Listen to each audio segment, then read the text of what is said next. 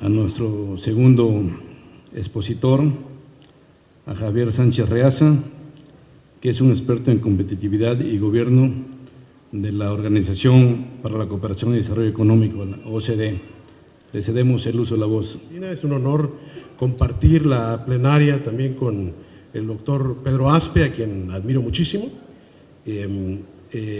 Por parte de nosotros, la División de Políticas para el Desarrollo Regional, a la cual represento, se dedica a llevar a cabo reportes temáticos sobre diferentes retos que enfrentan las áreas urbanas y rurales de los países miembros de la organización e incluso de países no miembros, pero también llevamos a cabo reportes territoriales. Estos reportes territoriales los hemos llevado a cabo en diferentes regiones del mundo. Ahí se mencionan algunos en las láminas que pueden ver. Muchos de estos son metropolitanos y que enfatizan precisamente lo que el doctor Aspe estaba mencionando sobre el asociacionismo que debe haber entre los municipios para la entrega de servicios públicos. Estos reportes que son a nivel metropolitano, pero también otros reportes que se llevan a cabo a nivel regional. Yo les muestro aquí algunos, por ejemplo, tenemos los reportes de política urbana a nivel nacional, por ejemplo, como el primero que hicimos, que es de Polonia, estamos por sacar el de Corea, estamos iniciando el de Chile.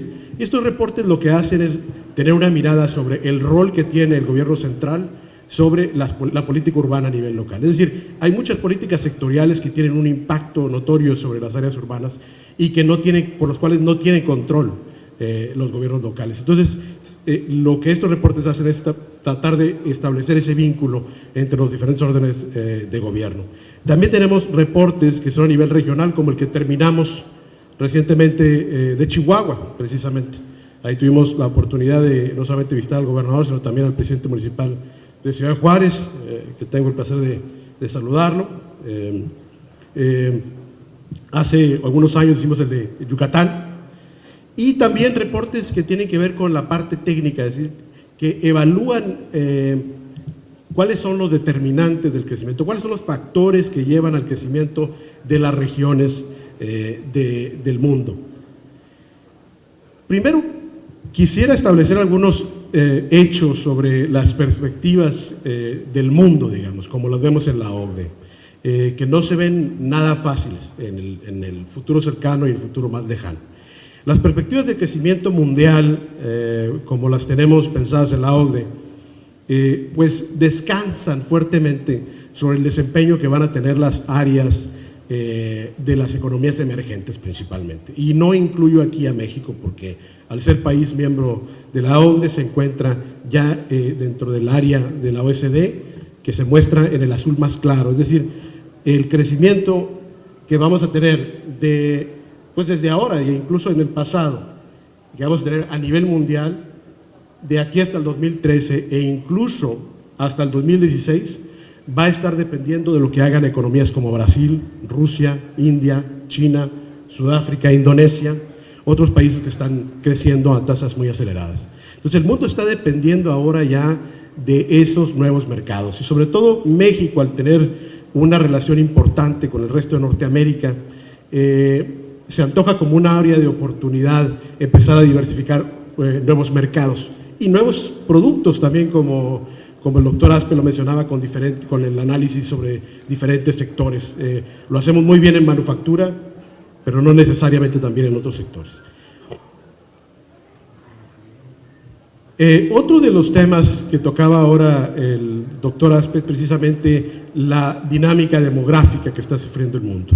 Yo aquí les muestro las tasas de envejecimiento, que básicamente muestran la razón que hay, lo que decía el doctor Aspe, la razón que hay de la proporción de personas que tienen más de 65 años como proporción de aquellos que están en el mercado laboral, es decir, aquellos que dependen a través de las pensiones para subsistir a través del mercado laboral.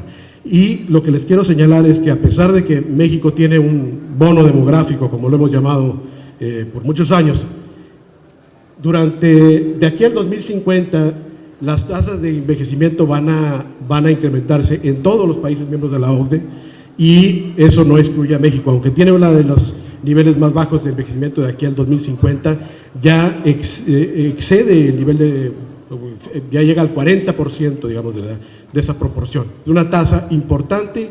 En el 2050 México va a tener una tasa de envejecimiento tan o más importante que cualquiera de los países que sufren de envejecimiento actualmente en los países miembros de la OCDE.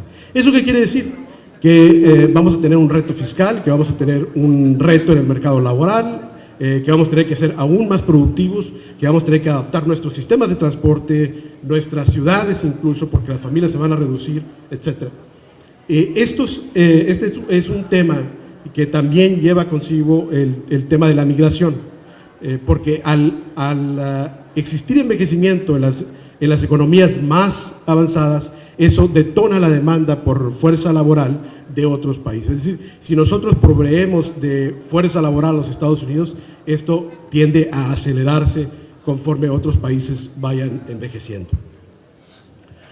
Ahora, el reto está en que tenemos que hacer mucho más, dado el cambio climático, el envejecimiento, la necesidad de detonar el crecimiento. Tenemos que hacer mucho más con menos recursos, sobre todo a nivel local. Hay recursos limitados en México, y bueno, en todos lados, pero en México en particular, y esos recursos limitados, como pueden ver, estos provienen de tablas que vienen en los reportes de Yucatán y de Chihuahua. Como ustedes pueden ver, la parte de los ingresos de los estados y de los municipios, ahí les muestro una selección, viene Veracruz, como proporción del total, que son recursos propios, son una mínima parte todavía de los estados y de los municipios.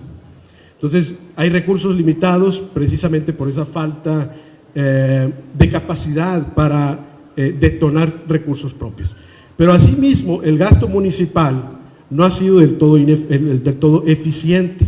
Entre el 40% y el 50%, en algunos municipios el 60% del gasto que ejercen los municipios son en el staff, en el personal, y asimismo de insumos y servicios simplemente para la operación de los municipios. Es decir, eso deja un margen muy pequeño para hacer labores que realmente impacten en la vida de los habitantes. Acciones como acciones sociales, acciones de trabajo y obra pública. Y la deuda, aunque es muy pequeña todavía, en el caso de los municipios, y que si lo comparamos con países latinoamericanos, es una quinta parte de todo lo que recaudan a través de deuda otros municipios en otros países. Si analizamos la deuda, en el efecto del crecimiento a través de los estados, en la deuda estatal, podemos ver que un incremento en la deuda no necesariamente tiene un impacto en mayor empleo.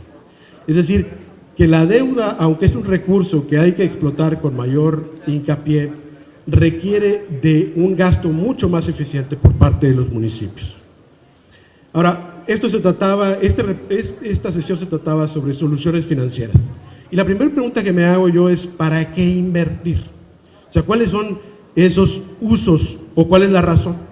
A lo largo de la OCDE estamos en un periodo de transición de un viejo paradigma de política regional y política urbana basada en compensación temporal de recursos de regiones más ricas a regiones más pobres, centrado en unidades administrativas, con un enfoque sectorial basado en subsidios, y desde el gobierno central estamos pasando paulatinamente en muchos países, incluido México también, al aprovechamiento del potencial competitivo de cada región. Es decir, cada región tiene algo que aportar al país, al énfasis en las áreas funcionales, que es lo que decía el doctor Aspe, a proyectos integrales de desarrollo, una mezcla de capital suave y duro, es decir, no nada más proyectos de infraestructura, sino también la inversión en la gente a través de educación y el involucramiento de diferentes niveles de gobierno.